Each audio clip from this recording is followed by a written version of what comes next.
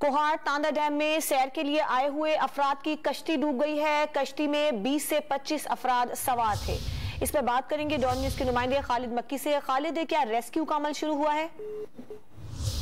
बिल्कुल, ये अफसोसनाक वाकया जो है ये आज सुबह पेश उस वक्त आया है जब मदरसे के कुछ तलबा सैल की घर से यहाँ पे आए हुए थे और वो कश्ती में सवार हुए और ये इत्तलात अब मौसूल हो रही हैं कि कश्ती डूब गई है और इसमें 20 से 25 जो तलबा हैं वो सवार थे, जिनकी उम्रें 10 से 18 साल की बताई जा रही हैं।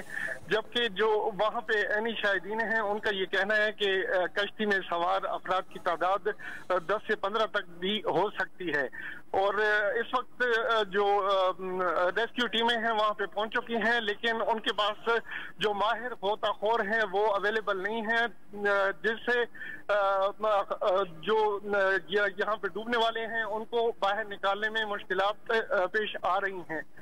जबकि हमारी डिप्टी कमिश्नर कोहाट फरकान अशरफ से बातचीत हुई तो उनका ये कहना है कि हमने जो माहिर गोताखोर हैं उनको पेशावर से तलब कर लिया है और वो 1 घंटे या 1.5 घंटे में यहाँ पे पहुंच जाएंगे। जी, बहुत शुक्रिया आपका खालिद मक्की तफसीलात के लिए।